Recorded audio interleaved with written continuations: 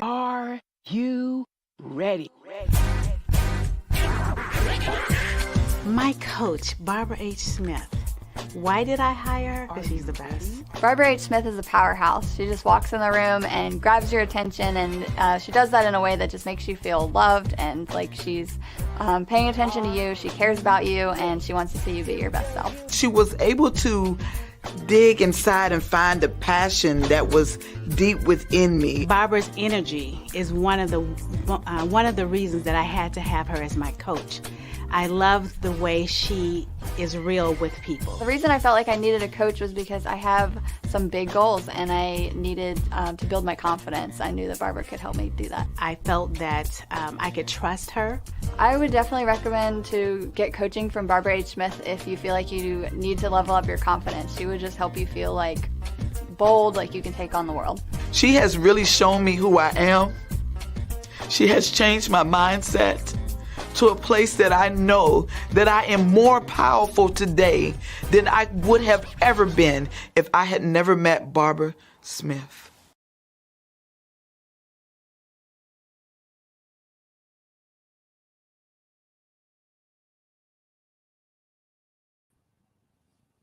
Hello, hello, hello. Good afternoon, good evening, wherever you are in the world. Welcome. And so thank you so much for being on the Empowering You show with us today. Our fabulous host is traveling because she's actually the keynote speaker back in Indiana again. So you have me, and I'm going to be here, and we're going to talk, and we're going to actually grow and learn some things that really empower ourselves. If you're going to be in the Virginia area, May 21st, make sure from 1 to 3, you find yourself at the Barnes & Noble and Peninsula Town Center, because the fabulous celebrity speaker, coach, trainer, Barbara H. Smith will be there for a book signing. If you don't already have your copy, you don't have to wait for that day. You can grab it now at bit.ly/BHS book to get your copy of Speak, Coach, Train Strategies to Discover Your Passion. I don't really want to delay this next guest that we have with us. Karen Prater Jasmine, where do I even start? She is, in all sense of the word, a boss. She is, and that's BAWSE, okay?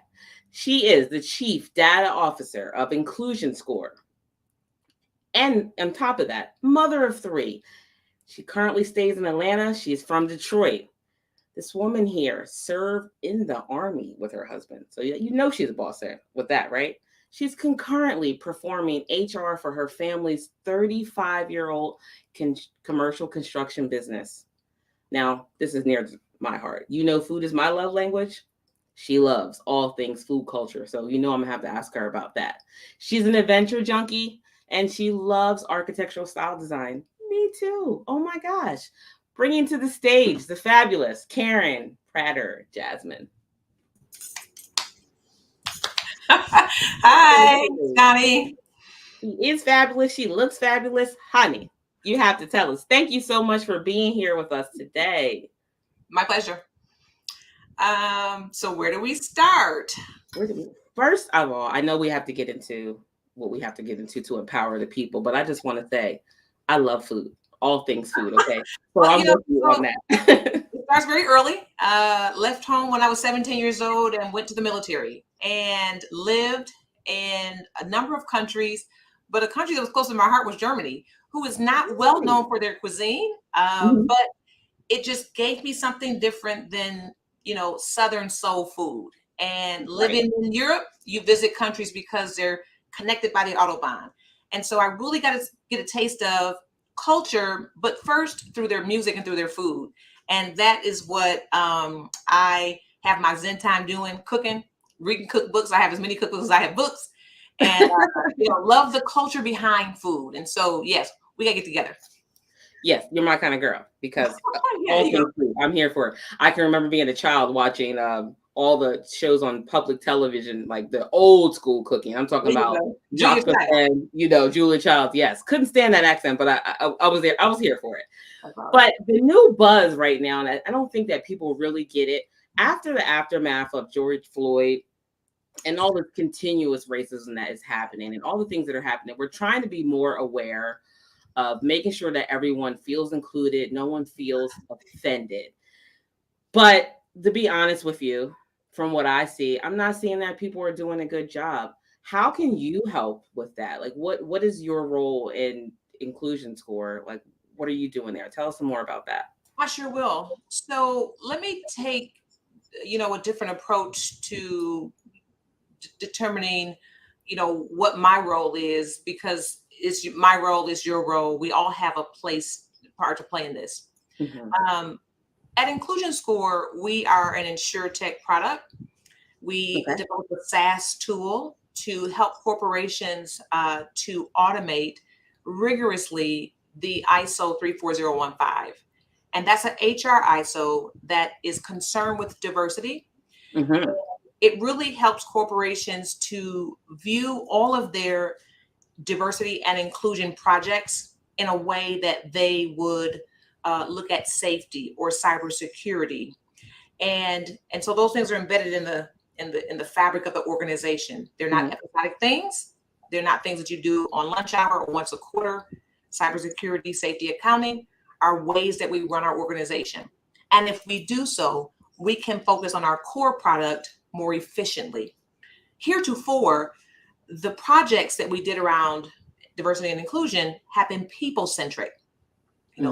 We started ERG, and we go to bias training, sensitivity training. We bring in rock stars from around the country. And while all of those efforts are meaningful, have we really moved the needle? So that's a question that we need to ask ourselves. For all of the money that we spend in diversity spaces, are our corporations more inclusive? Now, they may be diverse, but we're diverse. You and I on this phone, I have curly hair, you have straight hair. That's diversity.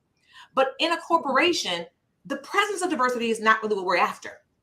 What we're after is to have a more equitable stake in that space, to have equal access to opportunity, for our inclusion to matter and impact our products. And that we do not see happening. So I'd like for a moment for all of us to do away with everything we think we know about inclusion. Exactly. Because if it worked, we wouldn't have this conversation. But what the ISO has done over the course of 12 years is to convene 163 countries. And I will take a moment to say that the ISO is the International Standards Organization. That was going to be my next question. Yes, World War II. Here is an institute that said, if we're going to be doing global business, we need to have standardization of concepts and processes so that when we interface each other, we can do so in a way that is great and that we can measure what we do. And so that's what I mean by we may want to forget what we know, what we think we know about diversity and inclusion, because we have done things, you do stuff your way, you do stuff your way. And while what Citibank does, we're not mad at. What Ford does, we're great, we're proud of it. What Alta does is great. But what it does not allow us to do is to be accountable to a process that we all are accountable to. In electricity, there's the UL, United Laboratories, that says everything in the US is 110. Everything in UK, 220. And so for that standardization brings about, efficiencies, and customers know how to engage the market knows how to deliver to customers. Right. But something more important is happening in diversity. That's our lives. That's me as a person. I may create a product at Ford. I may create a cell phone. But when I go into the marketplace, I am that product. And I want to be viewed as the professional that I am, and not just how I present. The ISO outlines 27 diversity categories. And we just think it's just about Blackness or about our female gender or other genders that we embrace and recognize. But really, there are all kinds of neurodiversities and physical difference and ethnic and racial and where you go to school and how you learn, how you love. All of those differences, the ISO takes painstaking time to really break down and to understand, how might we best understand those differences and create a corporate culture that includes them.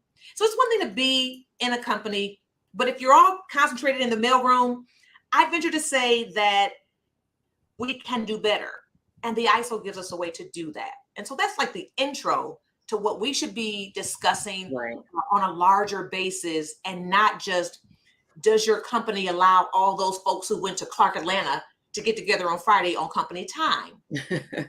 No, not really. I'm just saying Clark Atlanta because I'm down here in Atlanta with the A.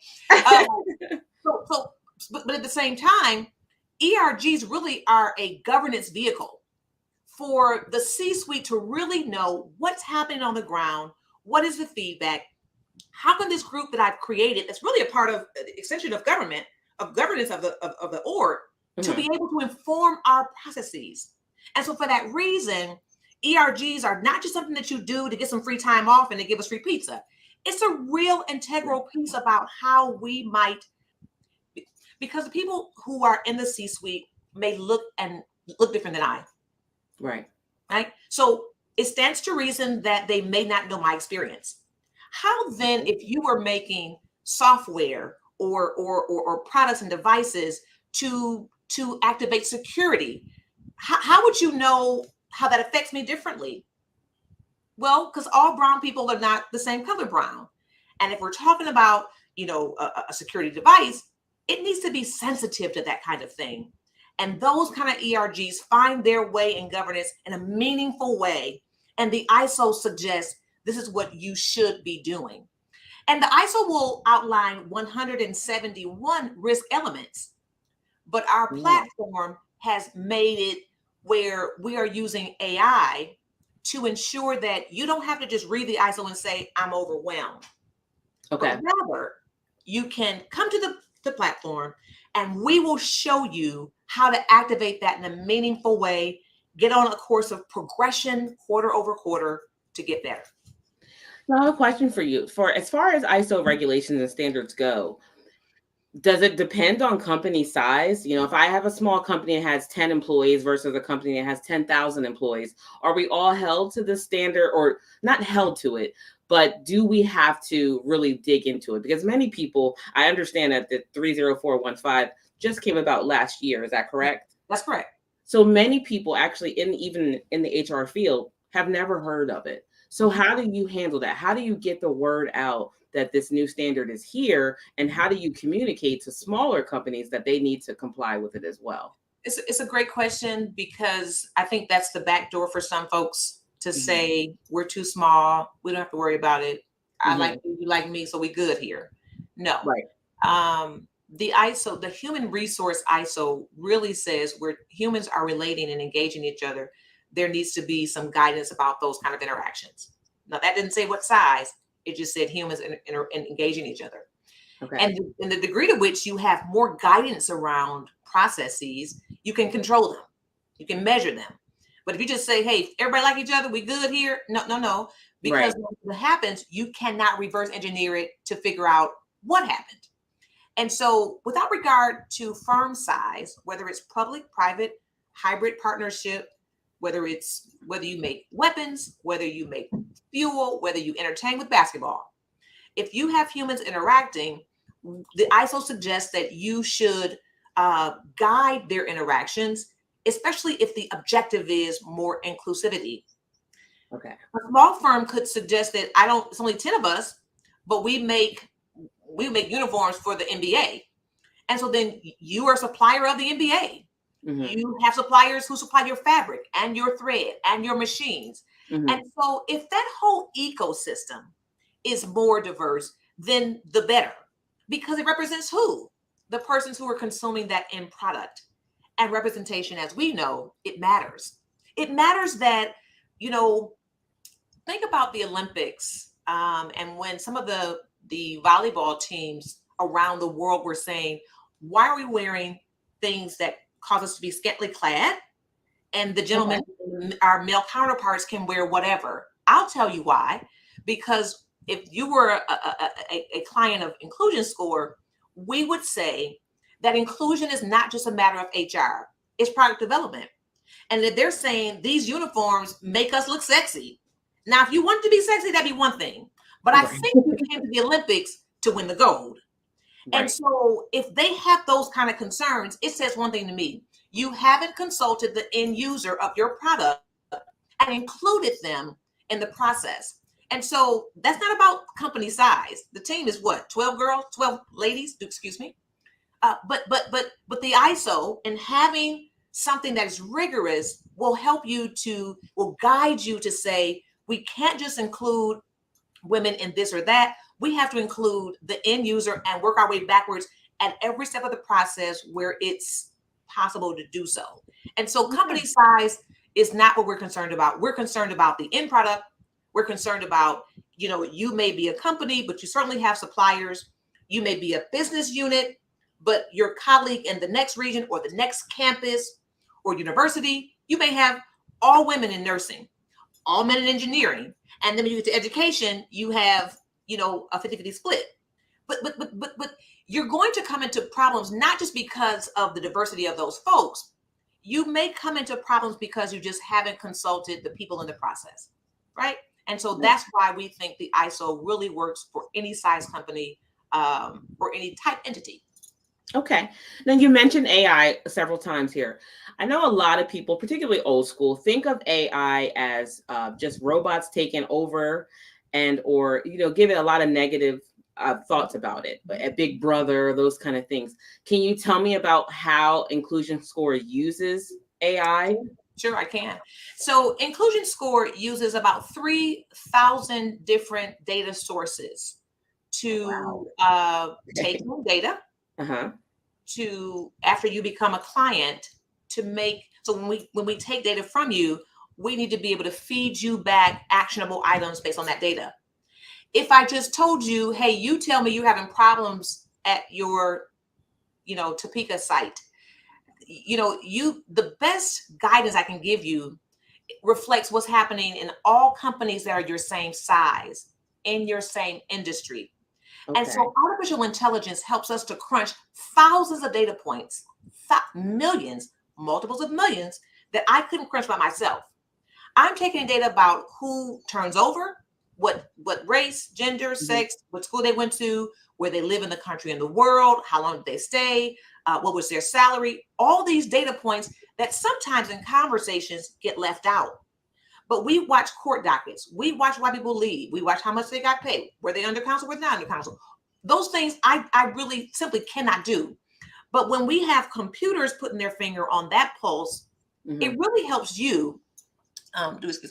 It helps you because you want me as a consultant to your organization to bring you real actionable tasks that don't come from the two people that I know, but rather the thousands of people who are in your cohort as a manufacturer.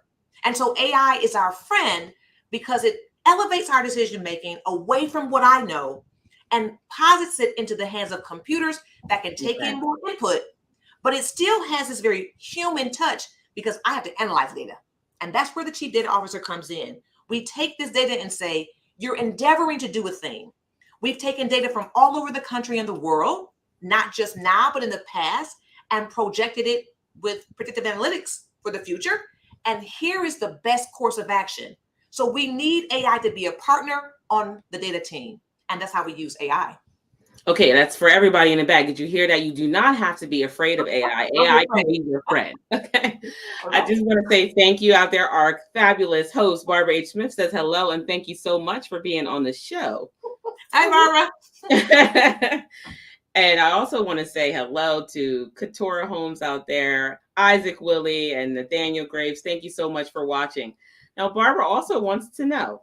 Yes. You get this. She loves that there's thousands of data points that can be crunched by the computer, right?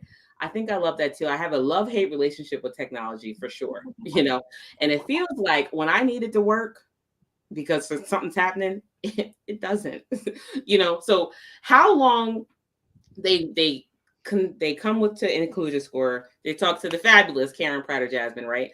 How long of a relationship do you need? How much data? How long does that typically take before you have something usable and then you give it to them?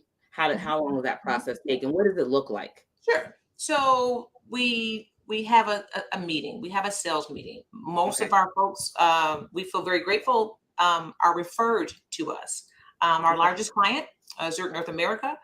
Second, PwC UK.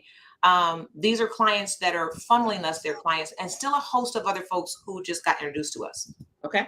You come to us and have a presentation where we do a demo of our product.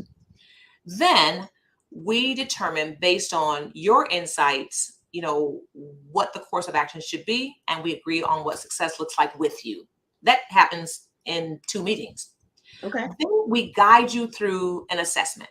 The assessment takes us about 40 hours, because we're going to be asking you of all of the risk elements outlined in the ISO standard 171, where are your policies that speak to those? So now here's a differentiator. You may have other products out there or other folks saying, I've been in DEI all my life. That's nice. But we have a standard.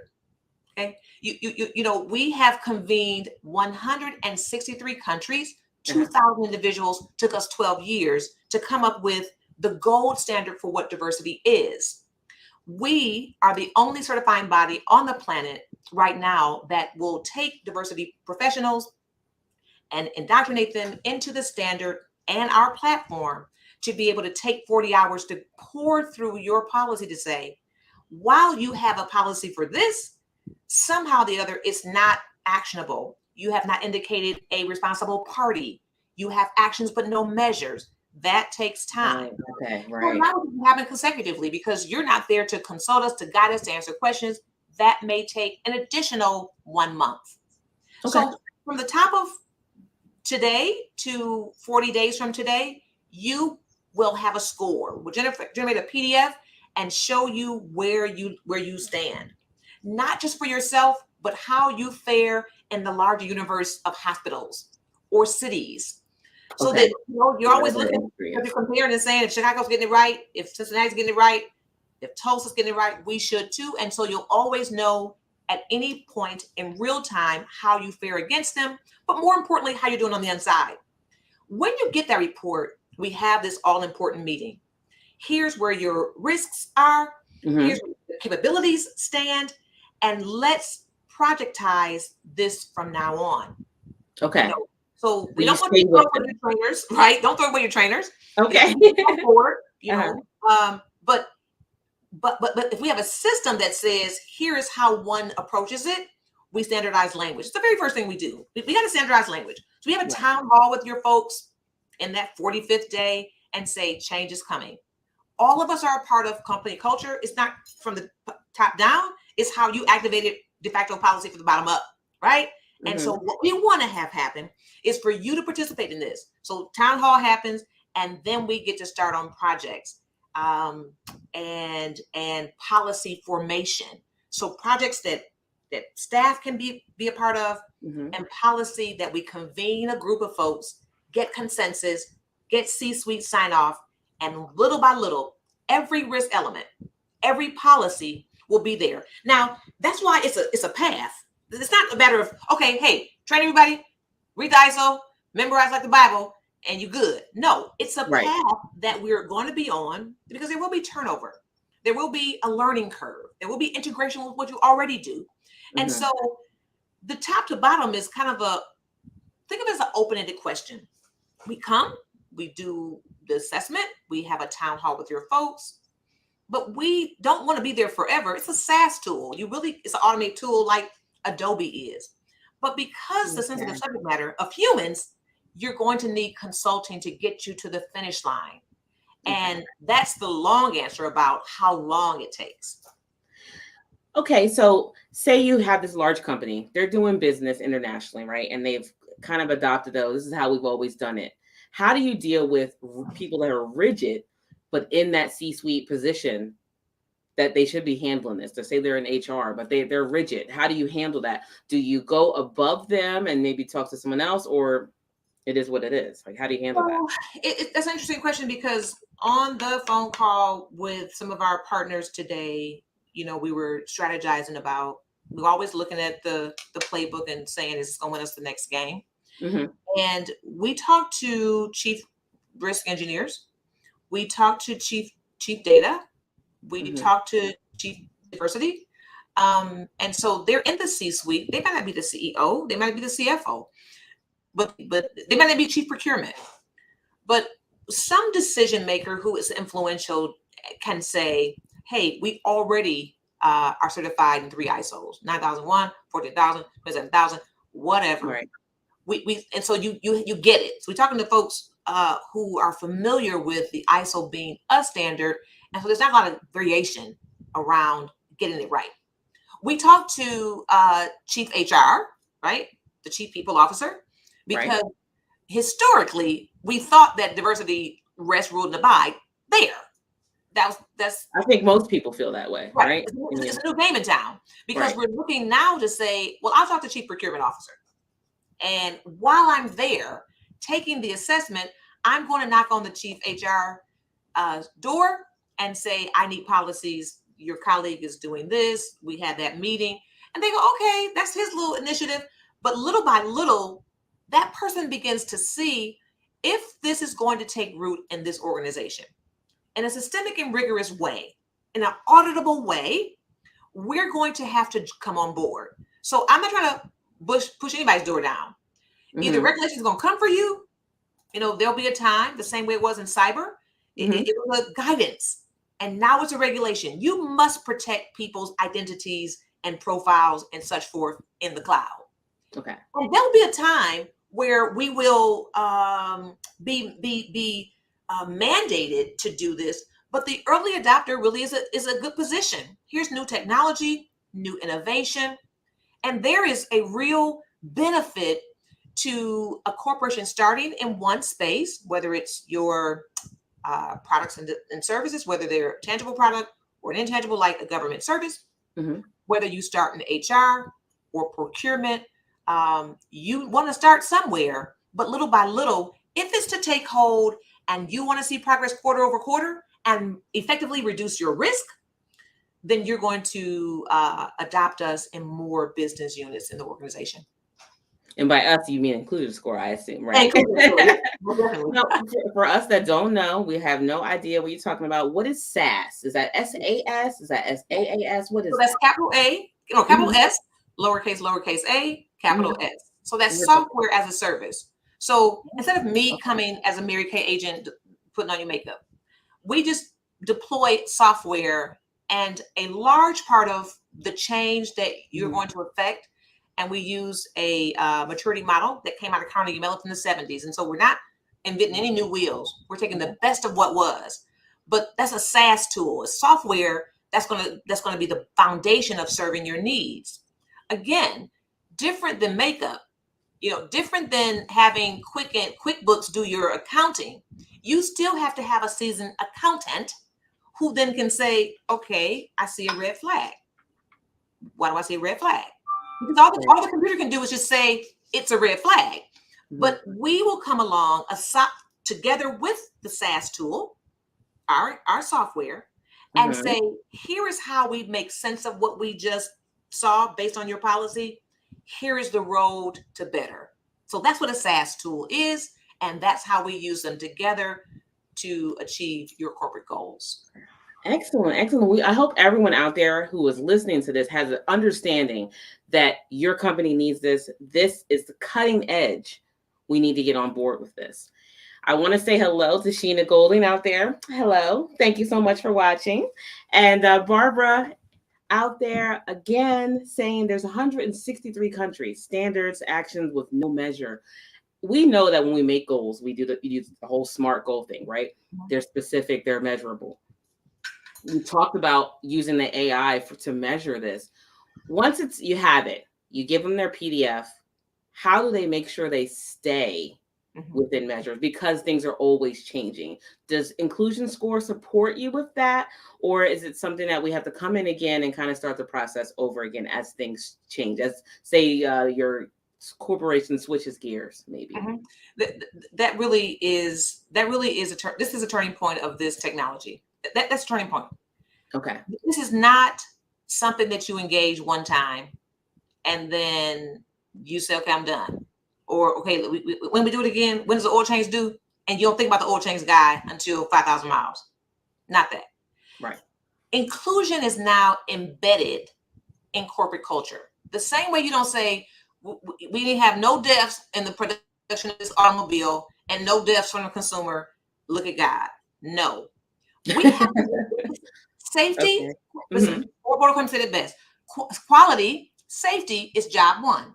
It's embedded in everything that we do. We constantly build in risk mitigation in our processes and subsequently for our clients. And we're always asking quarter over quarter the goals that we set. Remember the question you asked, what's the process? Come in, we do a meeting, do discovery, and we together determine what's a good goal for the Detroit Pistons. What's a good goal for Hess Oil Company? What's a good goal for weapons manufacturers in terms of inclusive culture? We will set those goals and come back quarterly and say, are we making progress on those goals per what the ISO says? Not, you guys look good. It's more brown faces in the room. No, it's rigorous. I'm a researcher. I'm in school getting a PhD in this very thing, risk management. And if nothing else we're going to learn, it was everything that we have to measure. And the ISO has given us the handlebars to be able to know what to measure and to know what good looks like. So a company can elect to say, hey, I took the assessment. And by the way, the assessment to take right now is free. But what you cannot do without us is have the balance of what the platform brings. And you will not have the benefit of the consultants unless you call us. We would love to come and do one of two things. My team, I run consultants from all over the world. You could also come to certification at UGA that we give now 3 times a year, and we can certify your folks. And so they'll be in a better position to administer the ISO in the organization. We can tag team and do it together. But yes, measurement is all important. I'll give you an example. Because if you don't know, you don't know. Can I stop you right there so we can just take a break and then we're going to come back? I have so much more to ask you. You have been giving us a wealth of information. I'm telling you, people, if you do not even know what ISO is, you're already behind, right? So we'll be right back after this break.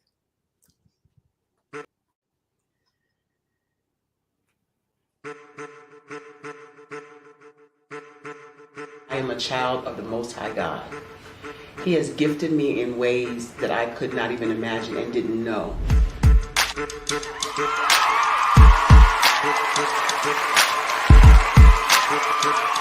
There was a time when I didn't know who I was.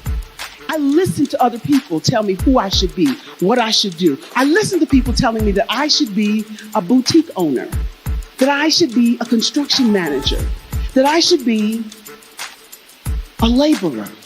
Have you ever felt like you should do something else, be something else, go somewhere else, be wherever you wanted to be, and you felt like you were in a box? Anybody in the room? And you couldn't get out. Anybody in the room? And you kept trying to go and go and you couldn't get out. Anybody in the room? But let me tell you, you need to rock the box. Rock the box.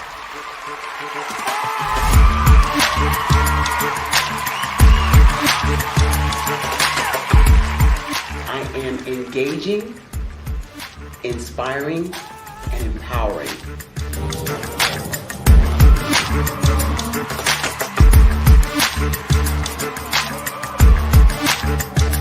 I would give you everything I know.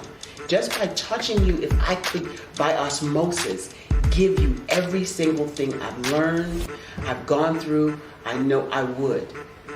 We know that's not possible, but as it is possible, I love to share information with people. Some of you out there, people have told you that you can't be, you can't have, you can't do.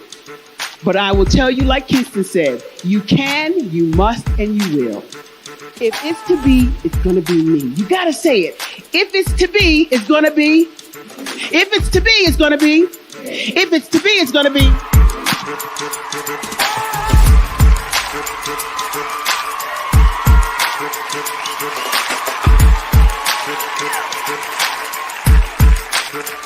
Barbara is because she believed what her mama said about her and not what other people told her.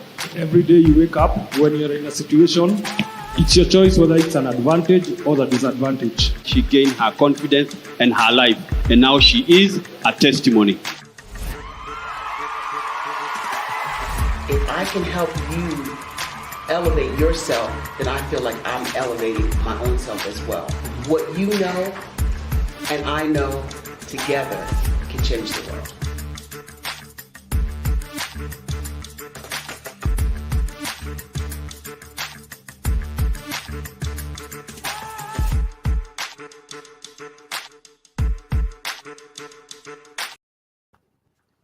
I love that. I always have to like rock the I box. know. I was like, girl, go So girl. I want to say hello to Karen Ogala from Kenya out there who's watching us.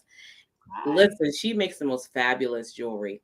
The beading detail, oh, it's phenomenal. And journals as well. She does so much. But thank you so much, Karen, for watching us.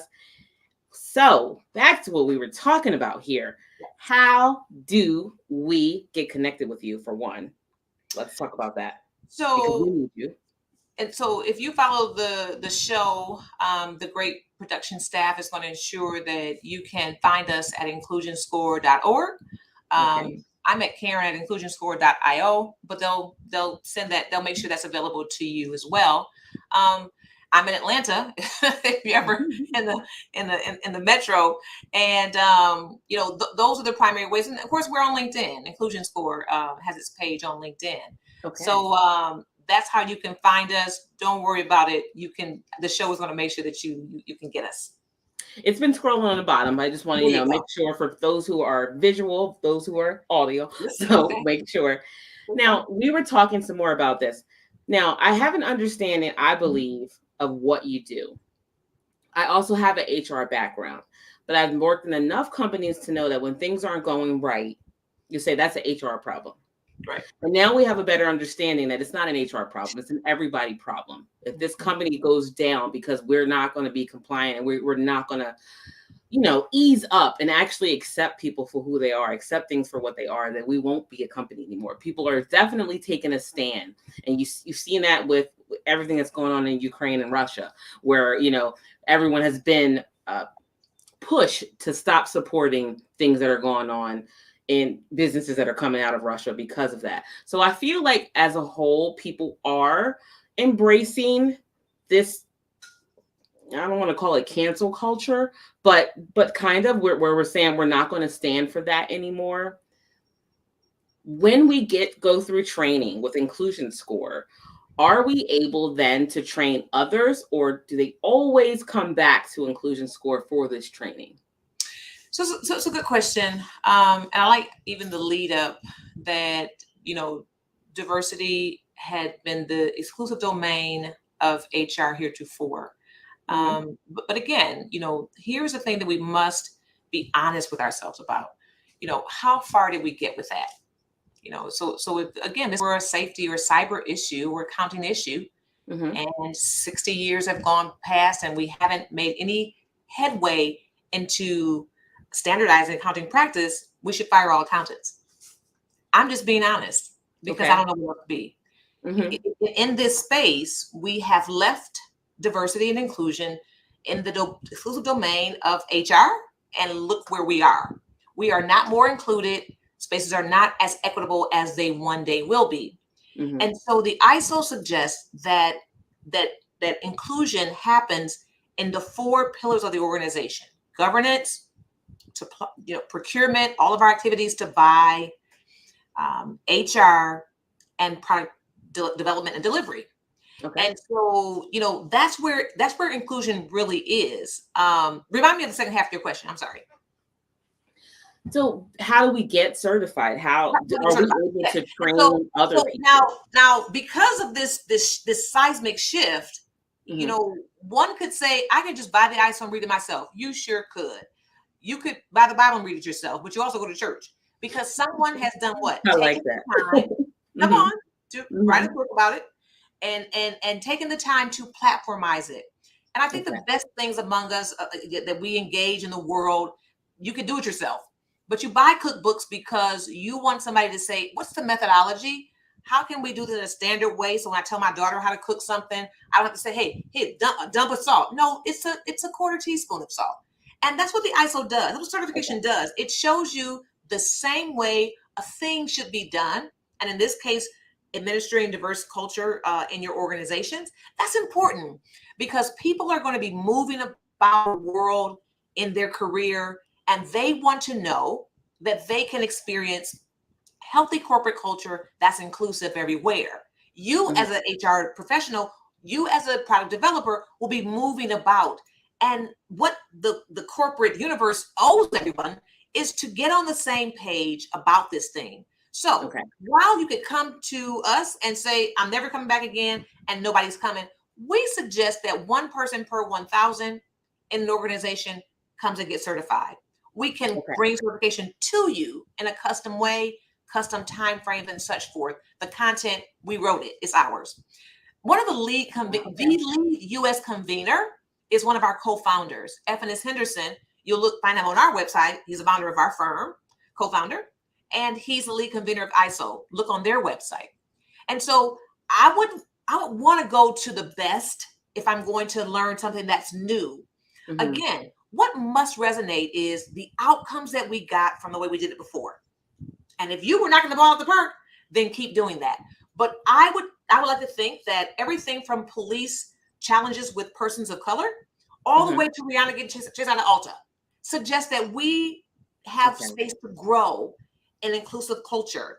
And then, there's not just the incident itself.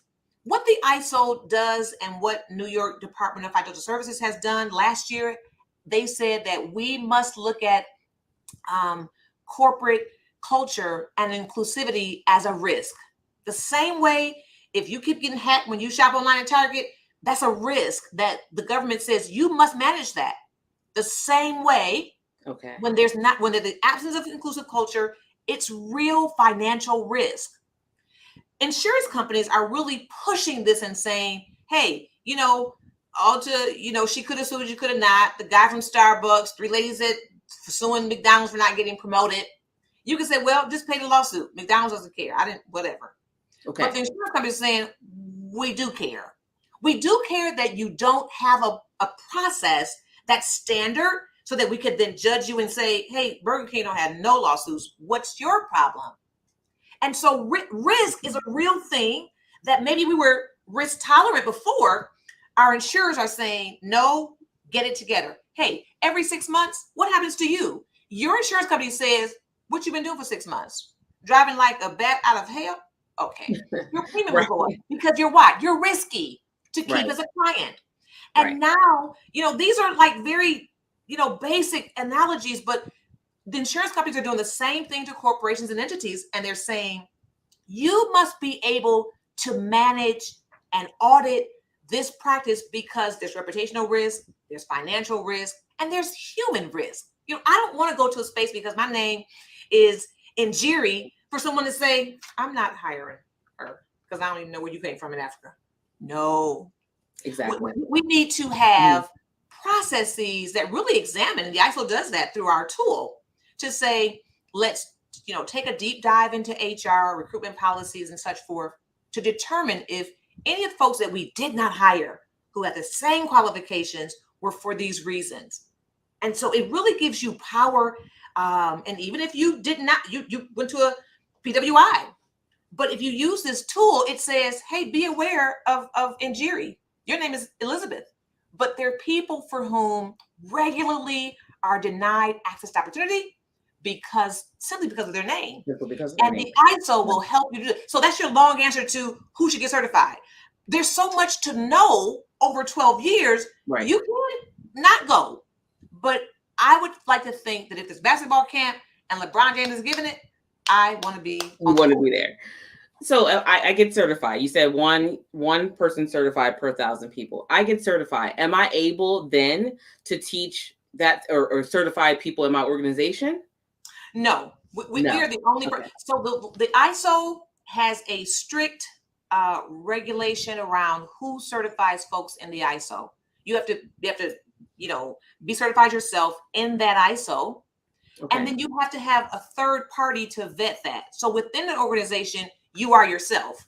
So you can't say, hey, I'll teach you, I'll certify you. You can't.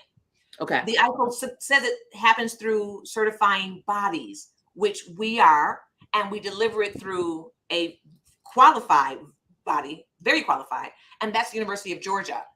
Okay. And not in Athens, where the main campus is. We're Mhm. the Terry College of Business, Atlanta, and Buckhead. So please, so come to us, because for more reasons than one, come to the source.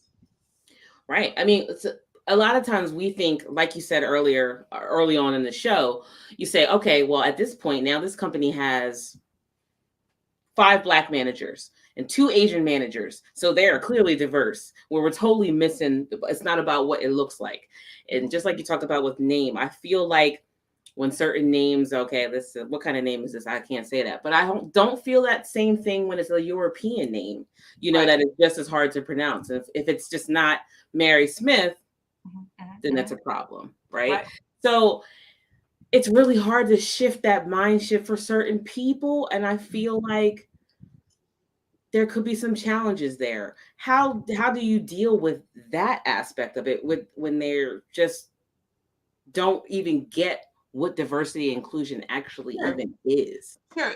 And so, there's 1 or 2 ways we can bring about change as a parent. I can ask you to wash dishes, or I can push you and say, you don't go to bed to get wash. I can suggest something, and then that can mandate it. I can show you the benefit of a thing, or I can make you do it. I mentioned before that there will be benefit to early adopters because they really get a chance to, through their data sharing with us, and we have data on a secure Amazon server, 2-factor authentication. You can't find it any more secure. But that data helps us to feed back to prospective clients to say, you imagine, you envision, you intend to do diversity well, but this is really what it is.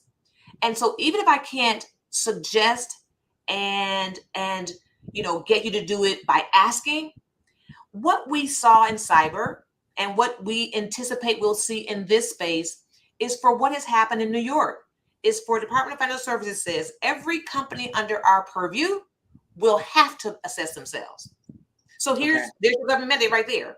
That has been replicated in about 5 states because we've engaged the National Association of Insurance Commissioners, all 50 plus the 5 territories, and they're saying the very same thing. No, we're gonna let you guys, elect to do this. The ISO is out for a year now. And New York, you have to do it right now. You have to, because for that very reason. I think that when I can't pronounce a name off from Japan, oh, this is difficult. But if it's a name that's Polish, I can do it. Or say I can ask for help. Now that's bias. So with the ISO, through our tool, will help you to uncover that. And if that tool, the presence of it is not enough encouragement, we are really lobbying all of the insurance commissioners in every state currently to say, you've got to mandate this to be the case. What's at stake? That's what we need to talk about. What's at stake? What's at stake is having inclusive culture in a space where grown folks spend 80% of their waking hours in one spot. Where is that? It's called work. And I need for that space to, you ain't got to love me, but you cannot put barriers for me to grow and thrive. Have to respect me. There's research that says diverse teams produce better. You don't have to believe it, but you cannot, per these new mandates, have behavior that is not auditable, such that your insurance carrier or your management or your employees can't say, why we do this again? Okay, so and so there will be audits coming, but the better among us will adopt this without having to be cajoled. Do you feel like it's easier to work with a client who has had some challenges or maybe some lawsuits or anything like that? Yeah. Do you find that it's easier to work with them because now they have a better understanding of why it's so important? Yes. I work with an architecture firm. I won't say how old they are because you'll just guess who they are. But they said, Karen, we've been around for X years. I'm talking about more than 100 years. Okay. And we've been doing just fine. What's the purpose? So it's not that I hate you. We have lunch together every time I fly to New York. But that's the mindset. What's the point? And then there are folks who are like, we are in the throes of litigation. Please come tomorrow. So somewhere along the way, we find ourselves in the middle of that gradient. those who are pushed because they're in litigation. And when they appear before the magistrate, they want to show, hey, I know that was last week, but we got a plan. Okay. So that's one reason why folks will do it. Right. Yeah. Well, and I don't know, it's maybe not too late. But then there are others who are just not convinced at all that this is the way. And I think mandates are where that's going to come. Or we're very agile and adept salespersons. If we have this conversation with you, and usually takes 15 to 20 minutes, and we'll save time for questions and answers, we can make the case for why this is a good thing. Let me say about who we think should be leading this charge. If you are BIPOC in this world, if you're a person of color, you're a person that loves traditionally different, then of all people, we want to lead the way. I want to lead the way when people are talking about women's rights. I just do. I thank God for my male colleagues, but I want to lead because guess why? I'm a woman.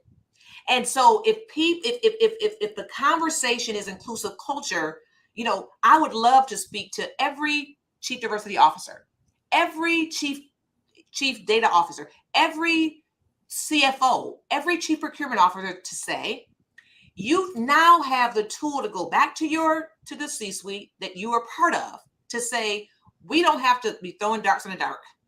We don't have to be like guessing and stabbing. No, we have a real tool now. Why don't we adopt this across the organization to ensure that what we do, different than our competitors, really is moving the needle and all the way downstream. So the whole universe of Ford Motor Company, all its suppliers, all their legal counsel that they employ are really operating in a way that's inclusive of the world that we live in, the clients that we serve. So that's who should be leading this charge. It should be persons for whom it will impact, and our allies. For folks who say, hey, I'm a white guy, makes sense. It's risk. You can quantify risk. We should do it. Or I really love people. Hey, we all have a reason why we should be doing this. But I certainly think that we have a space to lead these kinds of endeavors. Karen, you've given us so much. I want to just thank you again for coming on to really explain this. Basically, do you hear this, people? You want to be the trailblazer. You want to lead the way. You want to be the one that sets the example and sets the bar.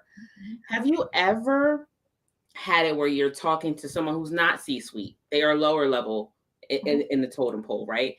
Who is experiencing some challenges, and they reach out to Inclusion Score to say, I really think my company needs this kind of training. Have you ever done it that way, or like a reverse referral, so to speak, where you that's a good question. There are folks in our network that just see us on LinkedIn. Hey, I'm not a decision maker, but I think this is a good idea.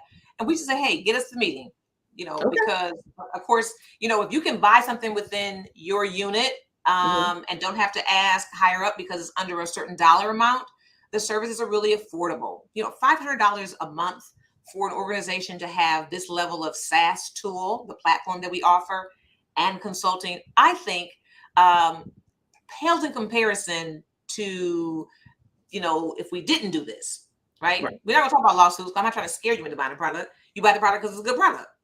But yes, a person who is not in C-suite can certainly engage us, and we would love to engage them to say, here are the talking points. So you secure a meeting. You secure a meeting, you talk for 2 minutes, I talk for 10, I guarantee you this is something that they're going to see value in and are going to want to adopt. So by all means, I'll take referrals from anybody in the organization. As Tom Peters says, we lead from every corner of the organization. So yes. Right. So for all you watching out there, you don't have to just accept anything. You can make the suggestion. Listen, $500 a month, we're talking, so we're going to give up and shift from the coffee and bagels. You can keep that. I want you to learn how to be inclusive. Can you help me with that? So absolutely. I really enjoyed talking to you today about this. Again, just for everyone out there, you can go to Inclusion Score, whether you're a C-suite or not. Talk to them. Get her to the table, please. By all means. And we're a global corporation. We operate on 6 continents, 343 clients. even though two are the hugest, we have hundreds of clients because of just two clients.